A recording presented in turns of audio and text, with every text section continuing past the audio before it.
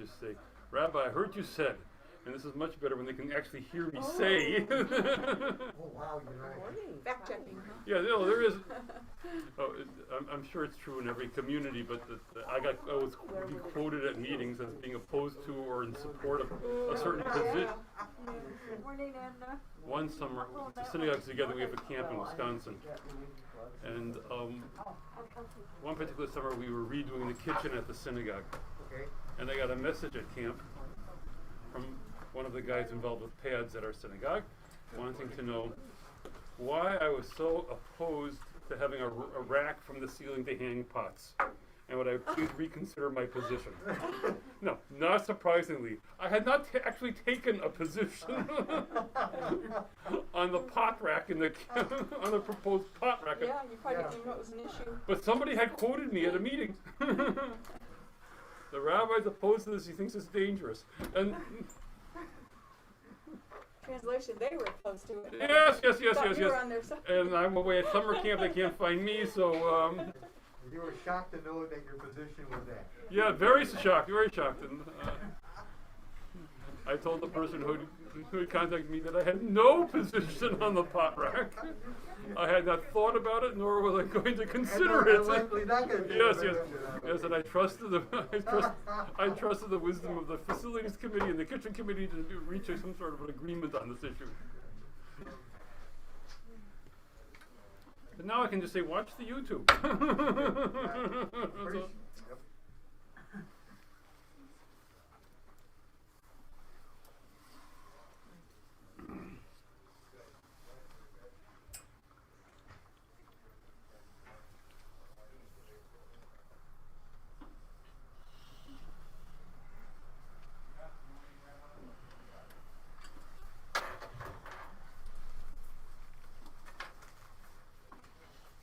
Laura, are we good? We are so good. We are looking good. We are live transcribing and I still have control and life is good. And we are live on YouTube. Or yes, we are live on YouTube. Hi, is this where you're going to I think this is my coffee. Has anybody been sipping at it? It seems like it's gone down since I...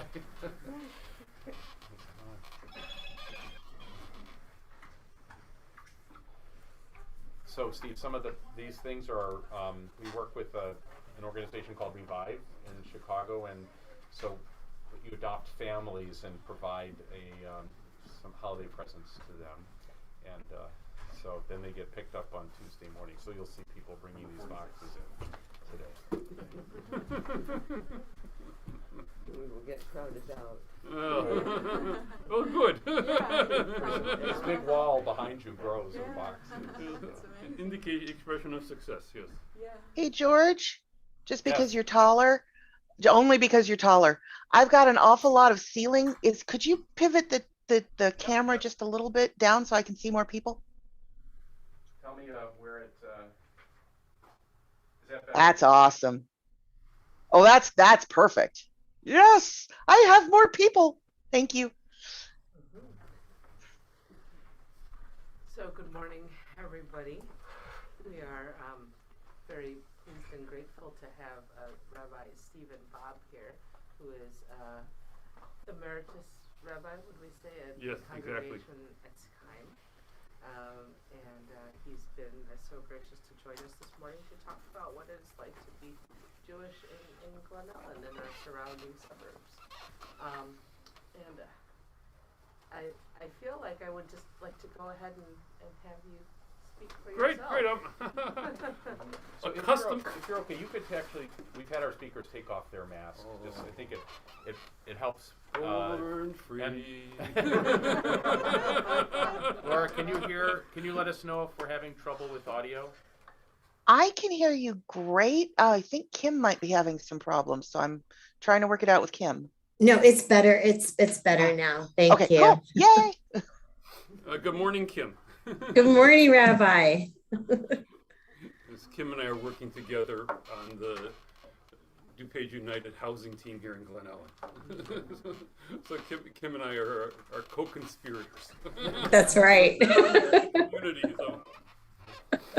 Okay, so I'm Rabbi Stephen Bob. Bob, B-O-B, is indeed my last name. People I know are very confused by this and think somehow I've been told that Bob can't be my last name, as if somehow I wouldn't know what my own last name was. I've lived here in Glen Ellen since 1983. We used to live down the street on Main Street just before Roosevelt Road, a block away from the famous Hesterman bowling alley. Now we're at the upper northern end of the village on Stagecoach Run. I served as the senior rabbi of the synagogue for 35 years. The synagogue is located in Lombard. You may have noticed there's lots of churches in DuPage County. I don't know how many hundreds of churches there are in DuPage County. There are 2 synagogues. So that our synagogue is in Lombard, but it's not the first synagogue of Lombard. We call ourselves, the official name is Congregation Etz Chaim of DuPage County. And so we serve all of the county, and even we have members in Western Springs and members on the other side of the Fox River as well. So we serve a very broad geographic area. A significant number of our members live here in Glen Ellen. I'm not up to date on current statistics of the congregation. As Rabbi Emeritus, it's one of my jobs to let go of such knowledge. Yes, it was hard at the beginning. Now I'm used to it. It used to be we had more members in Glen Ellen than anywhere else. But the Jewish population of the county is very small. It's not statistically significant. My wife and I have 3 grown children. When our twins graduated from West, there were, I think, 6 Jewish kids in the senior class, which was the most Jewish senior class of any senior class in the history of the county. And maybe we rose to 1% that year. So part of the Jewish experience in Glen Ellen and in the county in general is being a small minority. So before I came here, I was assistant rabbi at a large synagogue in West Rogers Park in the city. And when I left there, people understood it's time for me to go out and have a congregation of my own and be a grown-up. And my period of residency internship was over, so to speak. But if I told them I was going to Alaska, it would have made sense to them, because they would say, oh, sure, there must be Jews in Alaska somewhere. When I told them I was going to DuPage County, they couldn't understand what I was going to do out here. But there was a community. There is a community here. Most of the members are people who came to the DuPage County because they worked in DuPage County. The founders of the congregation were all scientists at Argonne National Laboratory. And then now we have people doing all sorts of things. But again, most of our members are not Chicagoans. Most of our members are people who came from out of town and took jobs in this area and moved to this area. And that's how we came to be here. We have about 500 families. When I came to the congregation in 1981, there was 1 retired person in the synagogue. It was a young congregation, and the population of the county was pretty young. Back in those days, there were still cornfields between Glen Ellen and Naperville. I mean, Donato was indeed a horse farm. But as the population of the county grew, the population of the synagogue grew, and the synagogue has gotten, let's say, filled out in all the age groups. We'll put it that way. I don't want to say the synagogue is now older, but we're fully represented in all the age categories. Let me say 2 words about the Jewish community, and then I'll answer questions, okay? So, 2 things. 1, the Jewish community is divided in a simple way. So if I would say, list all the Christian denominations you know, I better get comfortable. It's going to be a long day. So the Jewish community is not as fractured. So we really divide only on one continuum. So that, and the most traditional members of the Jewish community are called Orthodox. the most liberal are called Reform, and the people in the middle are called Conservative. Within each of those movements, there's, let's say, subsets. So in the Orthodox community, there were people who think of themselves as modern Orthodox, and people who think of themselves as ultra-Orthodox. I could imagine them to be anti-modern Orthodox, but they don't think of themselves in those terms. But they are. Our synagogue is a Reform synagogue. I personally put myself on the real traditional edge of the Reform movement. So that's where I am personally. Our members range across that continuum. There is a liturgical solidarity throughout the Jewish world. So tonight will be the last night of Hanukkah for every Jewish family everywhere in the world. There is only one religious calendar for the Jewish people. The scriptural reading, the Torah reading that took place yesterday morning in our synagogue was read in every synagogue everywhere in the world. We have the same scriptural calendar. We read in sequence through the Torah, through the first 5 books of the Bible, starting in the fall with Genesis and ending next September with the end of Deuteronomy, and start again with the beginning of Genesis. So I can say, when I can walk into any synagogue in the world, I don't have to guess what's going to be read this week. I know what's going to be read this week. The basic structure of the service will be the same in every synagogue in the world. So in the Orthodox community, the service will be entirely in Hebrew, and it'll be dependent a lot on the individuals who recite the prayers for themselves. In our service, it's in Hebrew and in English, and it's much more structured, and we have a choir, and it's more, let's say, westernized. Reform Judaism began in Germany in the 19th century, so it has a certain Lutheran feel to it. So it's just, we're impacted by the culture in which we live. And in the 21st century and in the 5th century, synagogue and church architecture resembled one another. I taught a series of classes at the Community Presbyterian Church of Clarendon Hills recently on Sunday mornings, and I walked into the men's room in the school wing, and I felt I was walking into the men's room in the synagogue that I grew up in Minneapolis. I said, "Oh, this building was built in 1956." I was off by a year. All right, so the other Judaism point I want to make is, when I identify myself as a Jew, I'm not simply making a religious claim. So it's Catholic, Protestant, Jew are not precisely 3 parallel categories.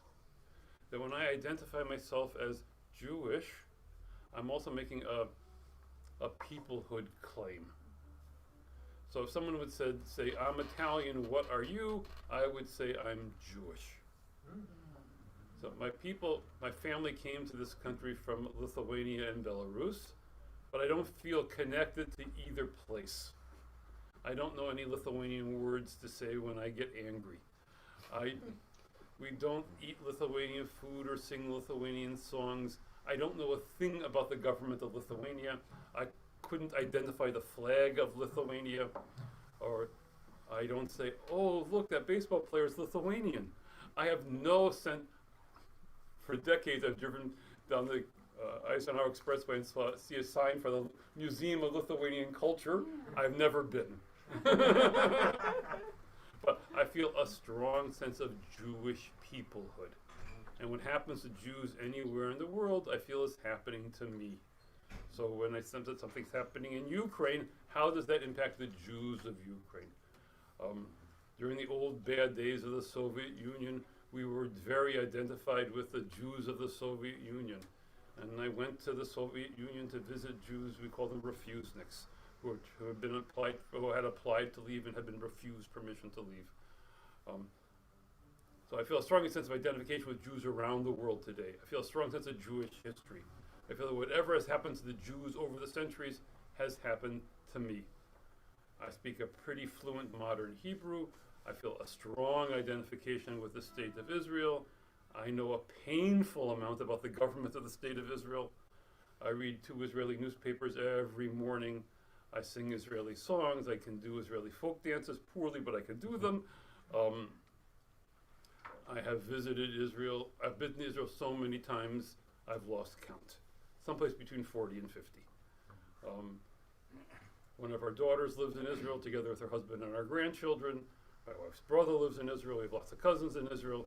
I feel a strong identification with the state of Israel. Okay. I'm the one more sentence. I'm the Rabbi Emeritus. I've retired from the synagogue in retirement. I continue on with my scholarly work. I spent a lot of time in the medieval commentaries to the book of Jonah. Oh, people are now excited they got out of bed this morning. Oh. Yeah, so the medieval commentaries of the book of Jonah were in Hebrew. I've translated them into English. And this has been published. They also wrote a more popular book called Jonah and the Meaning of Our Lives, which is the best-selling book of all time on the medieval Hebrew commentaries of the book of Jonah. And I'm happy to report that in my contract with my publisher, I retained the movie rights. So, so if anybody's looking for a pointless activity, I'm open to conversations. I'm now working on. So I got to the point where I'd be at a meeting of rabbis and someone would say, well, where in the Bible does it talk about something or other? And I would raise my hand and say, okay, beyond Jonah. So I needed to learn a new song. So I'm now working on Ezra and Nehemiah. I teach at Elmhurst University and at Wheaton College. And I'm proud to say that at Wheaton College, I'm considered the unofficial campus rabbi. And I have an office in the building that used to be called Billy Graham. The Billy Graham Center is now the Billy Graham Hall. All right, questions. Who has a question? What do you teach at Wheaton College? So at Wheaton, I teach Introduction to Judaism. Now, somebody said to me, are you full-time at Wheaton? Well, we offer Introduction to Judaism during the B quad of the spring semester every other year. So I'm almost full-time. But in addition, my real work there is professors in the Bible department invite me into their classes to talk about how Jews read the Bible. So that a professor who's teaching a course in Isaiah with a clearly Christian point of view will ask me to come into the class to talk about how Jews read the Isaiah verses that are so important to Christians in terms of predicting the coming of Jesus. There's several professors have me in to speak to their they call OT Lit, what I would call Hebrew Bible. And I've established connections with a variety of professors there over the years, and an anthropology professor has me in, and an English professor has me in, and so I'm available to come in and do drop-ins to speak on behalf of the Jewish world. Many of the students at Wheaton College have never met a Jewish person. The professors have. I mean, most of the Bible professors, most of them have PhDs from Ivy League universities where they had where they themselves had Jewish professors, or at least there were other Jews. There were Jews in the studying with them in the PhD programs. Is it similar at Elmhurst? So, no, Elmhurst is much different. Oh. So Not as faithful. to say the least. Recently, I received an email from a Wheaton student, and the title of the head email was, "I think I might be Jewish." I was tempted, but I did not want to. My first contact response to the student should not be a wise guy. I'll get to wise guys sooner or later because that's who I am. But I wanted to write back, if you're a Wheaton student, you're probably not. So he had some Jewish parentage, and he's trying to figure all this out. So Wheaton is as you all know, is an evangelical school, and everybody there is quite dedicated to that point of view. Elmhurst University is a UCC affiliated school, and it's quite liberal.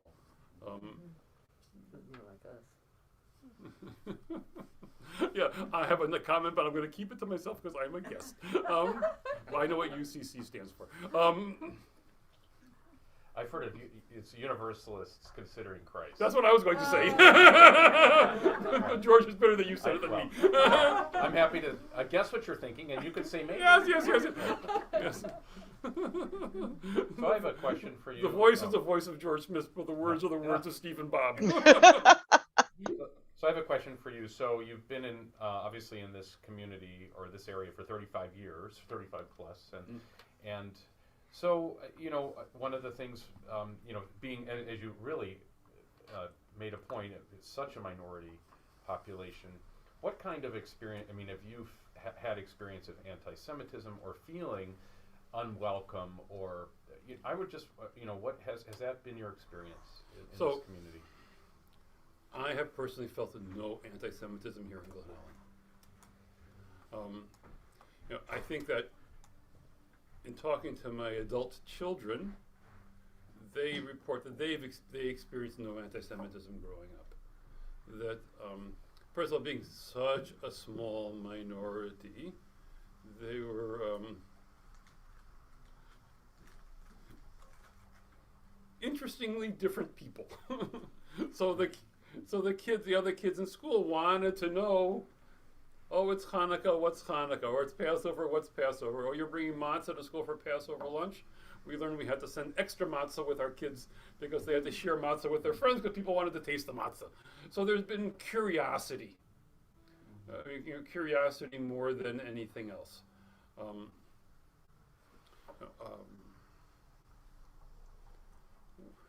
When we were first looking for homes here, we looked at homes in Hinsdale, and the realtor in Hinsdale did say to us explicitly, you may become more comfortable living someplace else. So that was probably the only explicit anti-Semitism I've experienced in DuPage County. I think that there's no struggle for power here in Glen Ellen. There's no sense that it's soon going to become a Jewish neighborhood, and what would that mean for Glen Ellen? So none of that's on the table. There are places in which there's more tension because there's more community. There are community issues, but nobody in any of the decision making in Glen Ellen says, "Oh, what will the Jews think about this?" It's not even. If I said that, it would be considered a joke. Because there's no lift. But we have not experienced any personal sense of hostility. And as a rabbi, I have felt welcome. I have felt welcome everywhere, and I've spoken.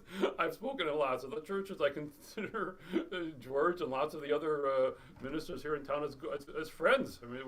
We're buddies.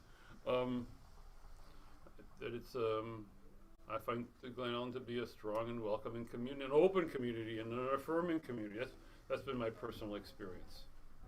I think that.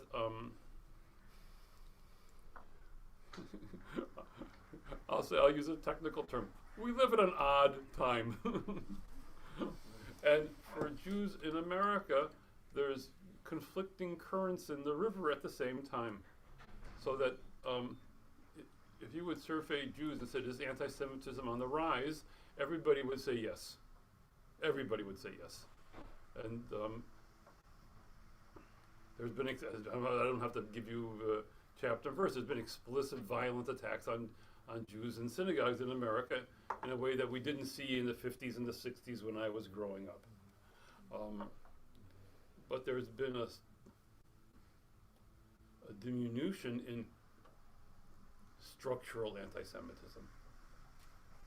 So that I like to talk about my office at Wheaton College, but 2 generations ago that would not have happened. It just would not have happened. When I was growing up in Minneapolis, my father was an aerospace engineer for Honeywell, and he was the production manager on the guidance system for the Apollo project. So I grew up on gyroscopes, and at Honeywell there were some Jewish engineers, but above a certain level in the company there were no Jews, and it just couldn't happen. Right. It wouldn't happen, and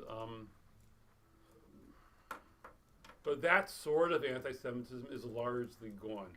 So there used to be Jewish medical practices, even there was Jewish hospitals in Chicago because Jewish doctors couldn't get positions at general hospitals. But now that the Jewish hospitals are done, there's no such thing anymore. And there were Jewish law firms because Jewish lawyers couldn't practice at the mainline law firms. But then that's mostly, or that's falling apart. Major universities had quotas. So Northwestern had a quota to keep the Jewish student body below a certain percentage. And now Northwestern University has a Jewish president. I mean, so that sort of institutional anti-Semitism is largely gone. So the vice president is married to a Jewish guy. In the previous administration, the president had Jewish grandchildren.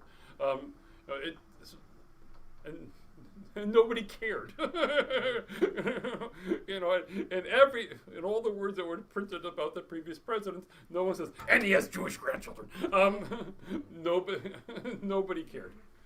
Doug Emhoff is Jewish. The Jewish community is proud of that fact, but nobody else cares. I mean, nobody cares. So that kind of anti-Semitism is gone, but there's this frightening, let's say, tribal anti-Semitism. So yes. So some of it is just the anti-Semitism of crazy people, but also there's just sense of this white nationalist anti-Semitism that's very frightening. So later this morning I'm speaking at the synagogue to the 8th grade class about the Holocaust. When I get to the synagogue, the door will be locked, and there'll be a Lombard police car in the parking lot. The fact that I was able to walk into the church today, and the door was just open, was stunning to me. There's no synagogue in America that has unlocked doors. And that's because we're frightened. How long has it been like that with the locking the synagogues? Since Pittsburgh? Is that when it started? So, since Pittsburgh, there's been no more conversation about it. I mean, when I was the senior rabbi, I was always resistant to paranoia. I said to my leaders, LA leaders, that for anti-Semites, I understood that Temple Shalom on Lakeshore Drive in Chicago, or North Shore Congregation Israel on Sheridan Road in Glencoe, major buildings in Jewish neighborhoods needed security because they're a target. But for Mideastern terrorists to find us on Highland Avenue in Lombard, the world's done. Yes, after 9/11, somebody was afraid that someone's going to fly an airplane into our synagogue because we have a tall building, and I said, "Oh, if they're coming for us, it's over." So I was tried to be a voice of calmness, but after Pittsburgh, it's all the question no longer became a question of conversation, and so that. If it could happen there, why can't it happen here? So it's So it's how it is, and maybe over some period of time things will relax, but it's going to be over decades, not years. It's just it's terribly frightening. Well, I think the white supremacy extends to so many other groups too. There's a church on the corner of Geneva Road and President, Islamic, and they've had a car that they want to look like a police car, that they move around their parking lot all the time. Yes, no. To make sure people know that it's there. Right, no, it's what a shame that they have to do that. Yes, no, we're not the only possible targets of hate. No, I don't. No.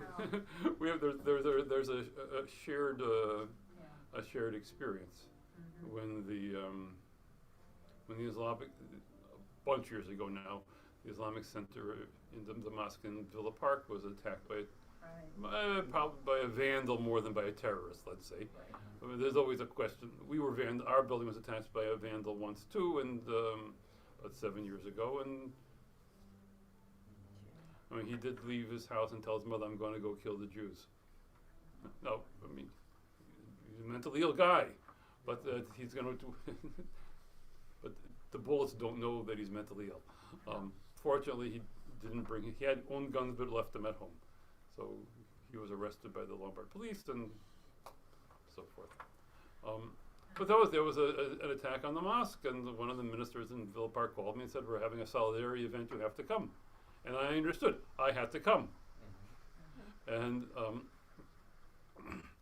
I put on my kippah on the back of my head and positioned myself so it would be picked up by the television cameras.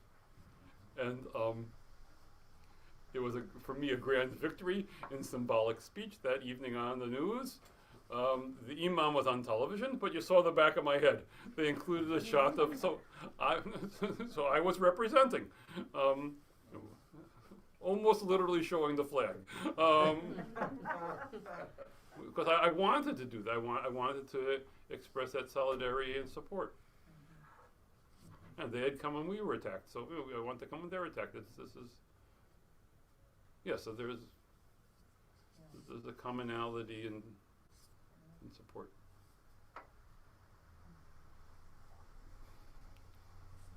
I came Yeah. 7 years ago Oh, after that too. yeah. I put on the yarmulke Uh-huh. and sat there as well, and it was a formative experience. For us, it was a strongly affirming event, and one of my members said to me, "It was this is part of your retirement program." No, you get to see the results of all the seeds you've planted. You can't go looking for friends when you need friends. You have to have friendships, and then you can be stunned at how the friends turn out for you.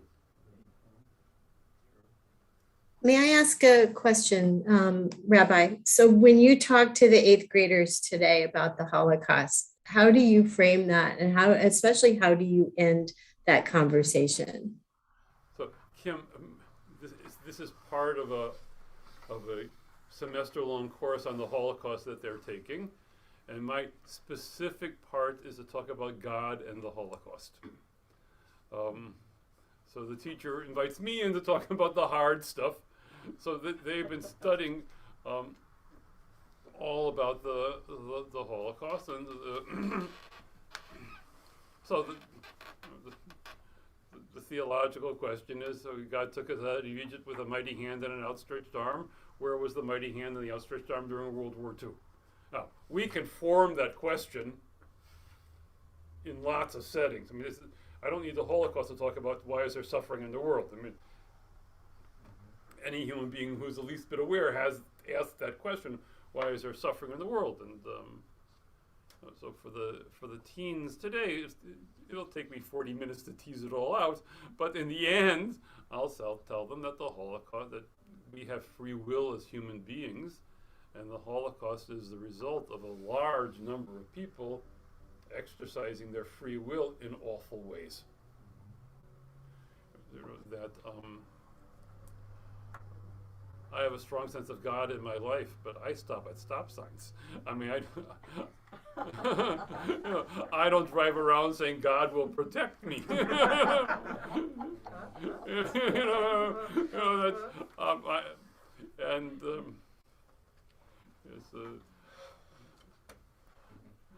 I was some years ago in a traffic accident at 5 Corners when somebody blew through a red light and hit me.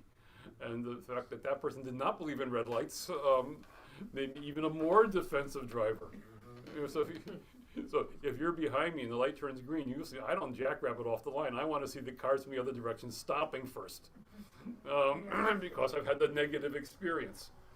So that we've had the profoundly negative experience of the Holocaust and understand what evil human beings can do.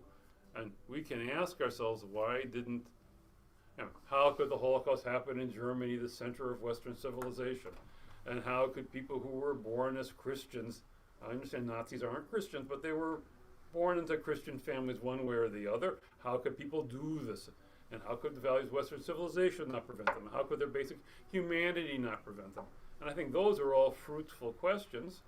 And we can also talk about the limited role that God plays in the world. That God doesn't stop us. That God tells us how to live our lives, but it's on us to make that choice.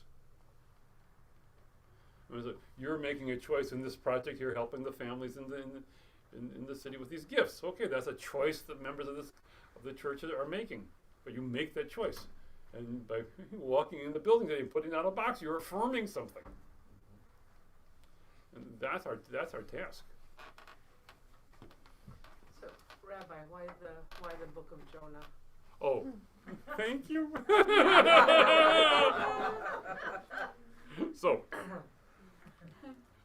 I was attracted to Jonah for a few reasons. So first of all, there's the really practical question. I wanted to fully get my arms around a project. The book of Jonah is 4 chapters long. It's a total of 48 verses. It's not bad. Right. So if I said, I'm going to translate the medieval human commentaries to the book of Isaiah, I would have had to start as a child.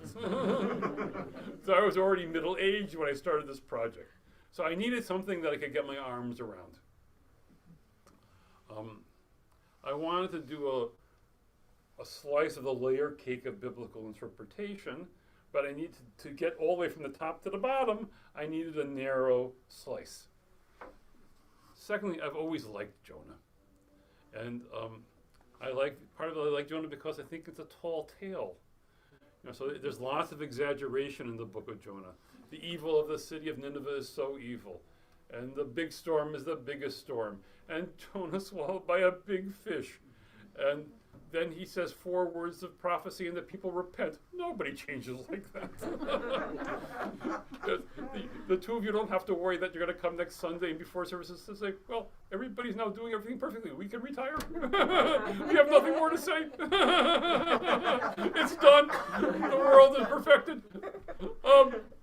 So in chapter 3 of Jonah, it's where the people repent.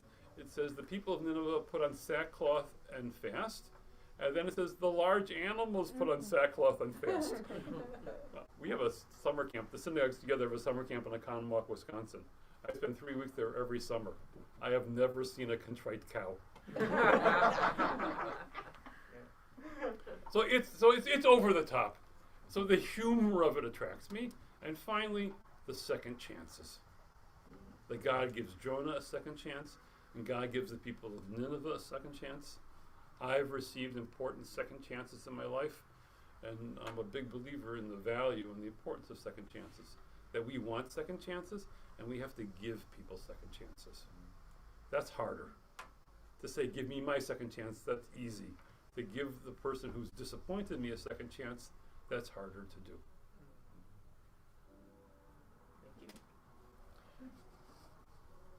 Richard, you were going to ask something. Well, now the quicker you pick up is your book on Amazon. Yes. Remember, this is on YouTube. You here, can, so Oh, that's yes, right. you get to say it to the world. Yes. Jonah and the Meaning of Our Lives. Right. By Rabbi Stephen Bob. Available at major websites named after prominent South American rivers. And actually, your local bookstore can probably get it. Yes. Oh, yes. You. You know, that's interesting because I did a very big paper on Jonah, and I believe that was one of the sources. Really? There's a through something called academia.edu, I get notified when I'm quoted. Oh. Right, Yes. right. Yes. So a year or so ago, I got a notification. The Bible professor at the University in Aberdeen, Scotland, quoted me in a footnote. I was so excited.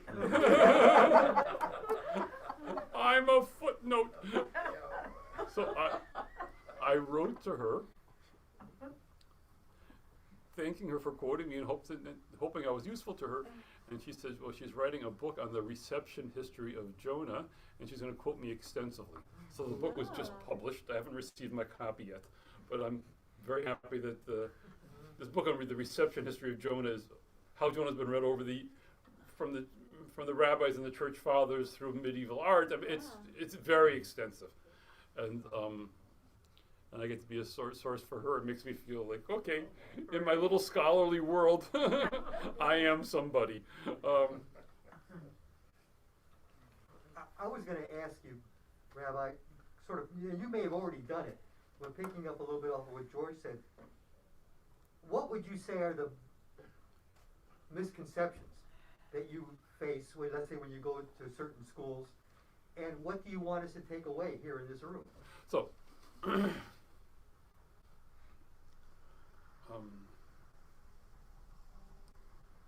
so sometimes non-Jews have a hard time understanding what's not important to us. So once upon a time, I was in a restaurant at this time of year, and some joyful Christmas carolers came into the restaurant. And they sang some Christmas carols. I thought of myself as a victim. And I didn't think this was going to be a Christmas carol restaurant. I thought this was a secular restaurant, one of those secular restaurants that I tend to go to. And so then the leader of the carolers picked out one diner at random and came over to me and said to me, "What's your favorite Christmas carol?" And I said to her, "I don't have one." And she said, "Oh, you must." And I said, "No, I mustn't." I wasn't letting her off the hook easy. So that kind of dynamic. So on the street where I live, one of them, my neighbors, is gung-ho to put up luminaria along the street on Christmas Eve. So we don't want to participate. And she can say to me, "It's not really Christian. It's just lights in a dark time of year." On Christmas Eve. Yeah. If you want to do it on New Year's Eve because it's just lights in a dark time of year, we're in. Yeah, yeah. Or the 21st, which is the longest. That's yes. We'll just be heathens and so in celebration of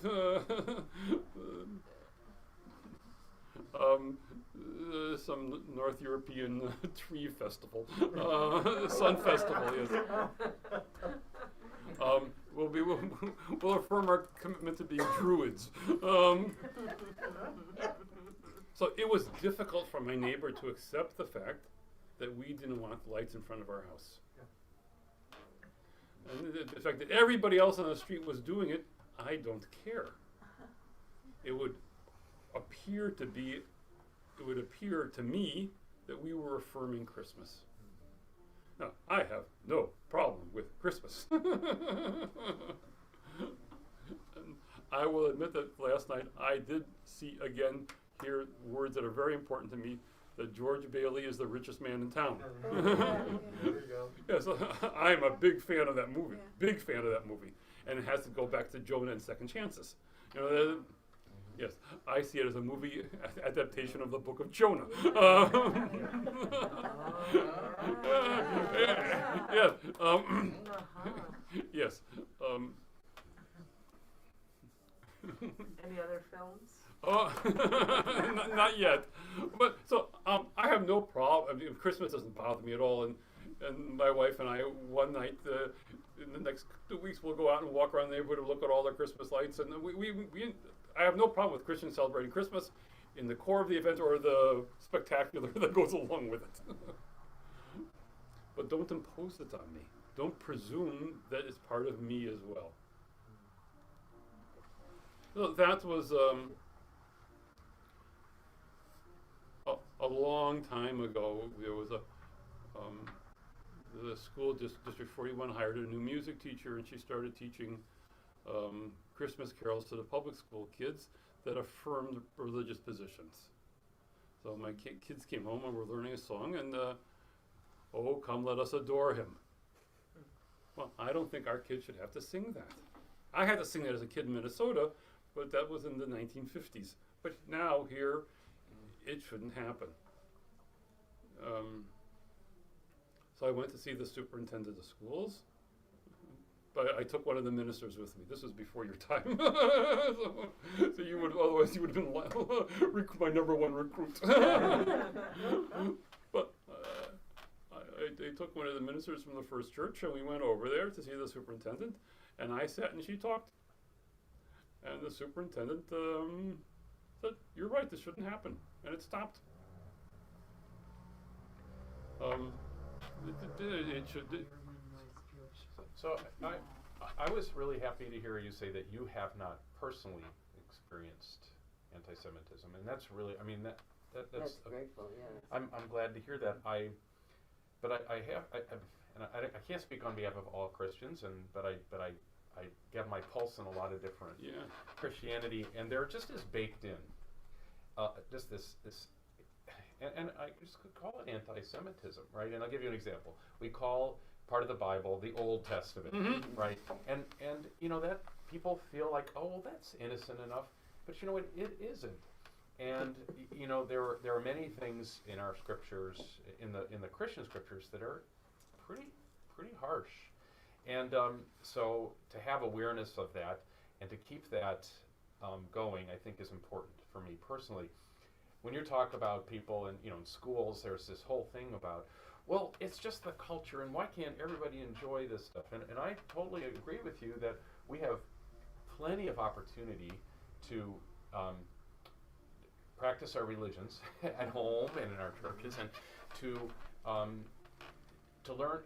I mean, it's good to learn about different cultures and so forth. But I do feel like when people want to be insisting on saying Merry Christmas all over the place, I mean, I feel like it's okay to say, not to do that. But I don't know. I mean, I don't know if I'm being overly sensitive in your opinion, but I mean, these things I think are things to keep aware about the cultural dominance and arrogance that kind of goes hand in hand with Christianity. And then just to throw Christianity under the bus again, I mean, Germany was a Christian nation. We call ourselves a Christian nation. And look what these people did. I mean, and we all do it, right? I mean, so Christianity has a terrible. I mean, we have a terrible track record. There are some huge flaws in it that we only are beginning to see, I think. And I'm just going to say that. So there are theological questions. So does Christianity supersede Judaism? All right, so this is a question. So am I in error to insist upon remaining Jewish? All right, this is a theological question. So I'm going to come down on the side. I think I'm not in error. Thank you. I think I'm not in error. So it's important to know that even at Wheaton College, a clearly evangelical institution, people do not stop by my office to witness to me. So I understand that the vast majority of people over there think I really should become a Christian. But no one feels the obligation to come and say it to me. So this, I think, is, I know that this is just a little snapshot, but it's an important difference. So that do denominations fund missionary projects to convert Jews? So that's a question. So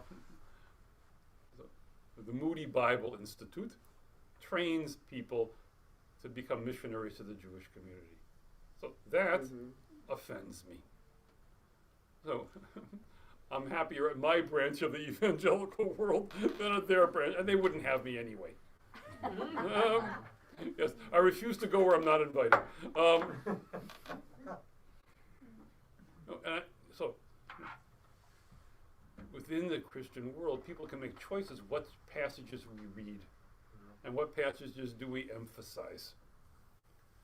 So that there are certain passages in the Christian religious text that emphasize supersessionism and that emphasize Jewish responsibility for the crucifixion, and we don't have to shine a spotlight on those. What do we read at Easter time? Do we have to read Matthew? So this is the kind of thing. And what do we teach the children? And these are important kinds of questions for us, sometimes in a more subtle way.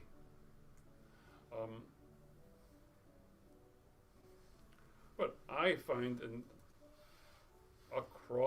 just about across the denominations today, strongly felt appreciation and respect for Jews and Judaism. I mean, I don't know enough about this to know what your denomination has said as an entity about Jews and Judaism. I know what the Roman Catholic Church said 50 years ago, more than 50 years ago now, and which really was this Nostra Aetate in 1965 was a sea change in every way for Jewish-Christian relations. There's a group of rabbis, Chicago rabbis, that travels, not recently because of some pandemic, but it used to be that we would go each January to visit some Jewish community in the former Soviet sphere and then to Israel. We did this for a long time, and we were to Belarus and to Lithuania and to Ukraine 3 times and to Russia and to Hungary and the Czech Republic. And so one year we went to Rome instead. But we really went to Vatican City. And we were guests of the Vatican. And we were at an audience for the Pope. It was an outdoor audience, thousands and thousands of people in St. Peter's Square. And the rabbis from Chicago were sitting up on the top. So from here to the doors were how close I was to the Pope. And we were honored guests of the church. And the whole time we were there in Vatican City, we got to go places here, we got to go here, and met with this person, with this cardinal, that cardinal. And we were treated as part of the family, which has not always been how the Roman Catholic Church has treated us. I've also been to Madrid. Jews were burned here. And to Paris, the Talmud was burned there. So there's been lots of hostility. But I think that in recent decades, there's been more sensitivity to how these things are expressed.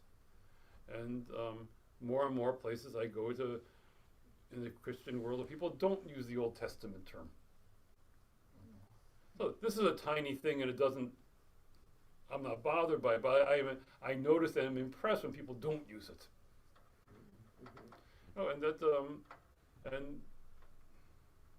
And George, as you did, we've had lots of Christian leaders come to the congregation who've acknowledged responsibility for what's happened in the past. And our question is, what's this kind of society are we building now today? And what kind of community are we going to have here in Glen Ellen and in the state of Illinois, in the United States?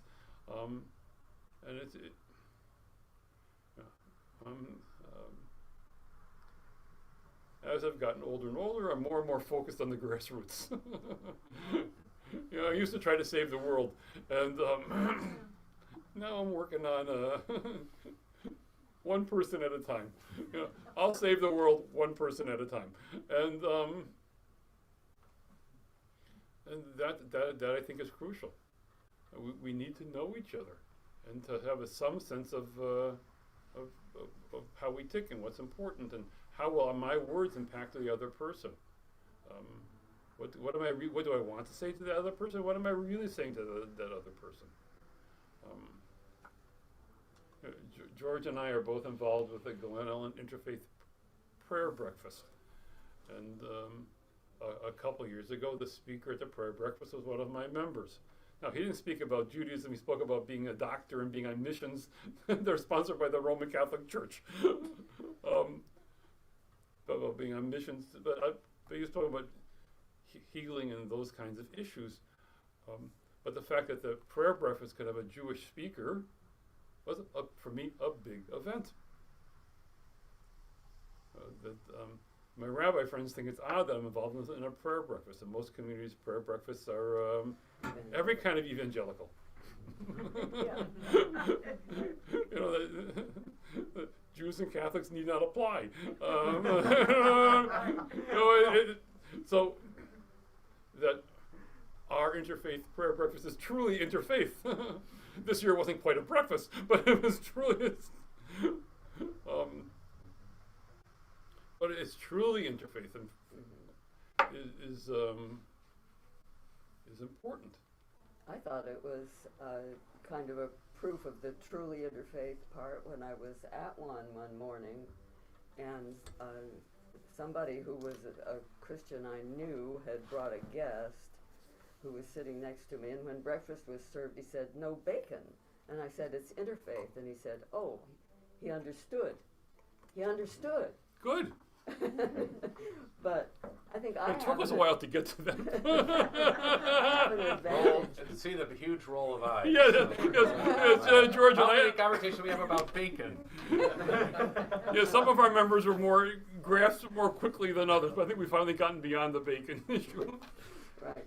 Well, but Yes, I was able. Excuse me. I'm sorry. I was able to look at the Muslim representative at the tape. Now we have the imam is on the committee as well. So he and I together are the anti-bacon faction. So it's not just me. I was like, go ahead. I'm sorry. No, I think I have an advantage because I was brought up not religious. And I read the Bible by myself in a little town in western New Mexico from a Protestant Bible I did the beginning to the end thing. And I taught my children you can't be Christian without being Jewish. Because if you read that story just like that and you haven't had something in Sunday school, you recognize it. On the other hand, you learn more about supersessionism if, like me, you were growing up when World War II was still happening and the memoirs were coming out right afterward. And you learned what the results had been of the bad passages in our mostly the epistles, but everywhere, yeah. And at my house we celebrate Hanukkah and Christmas, but it makes me think of a friend of mine from long ago who married a Hindu in a family home ceremony in her family's house in somewhere in the Middle West. And the burning ghee of the wedding ceremony set the Christmas tree on fire.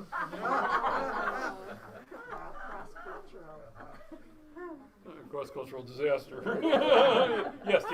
Well, I always say happy holidays because instead of Merry Christmas, because there are 27 holidays, around this time of year across denominations, and I try to, be more inclusive, especially, just greeting people on the street and not knowing their religion. I just, I kind of lamented that for a while, and then I realized, no, that's probably a lot better to say. Well, it depends upon what you know about the person you're greeting. Right. I'm not awfully offended when someone says Merry Christmas to me. When it's somebody who knows who I am and they say Merry Christmas to me, then I think it's a bit odd.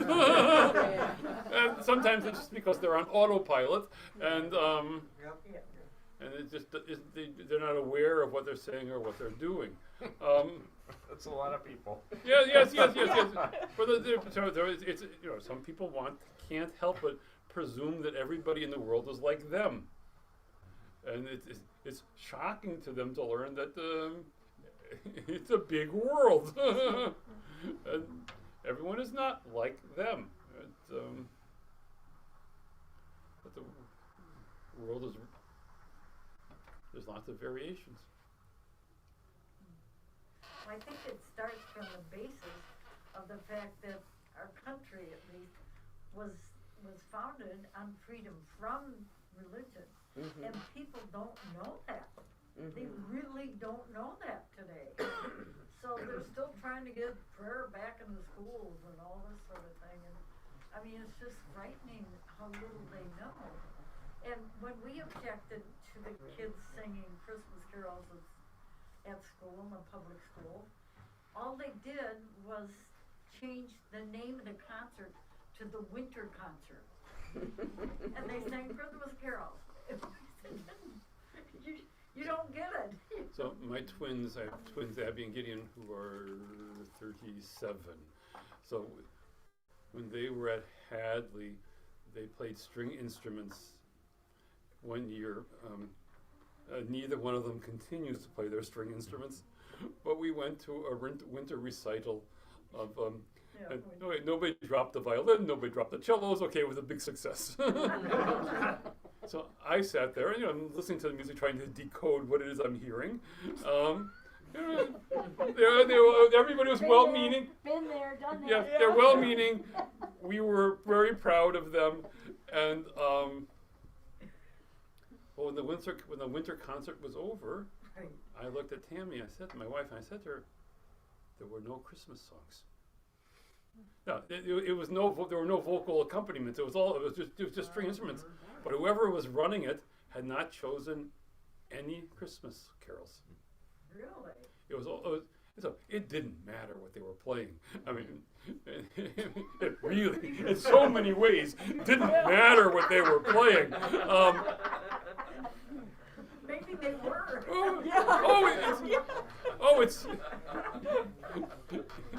It's Wozzeck, the opera. So some sort of atonal. So what we need to do is we need to end the Zoom here, but this conversation can continue for a while.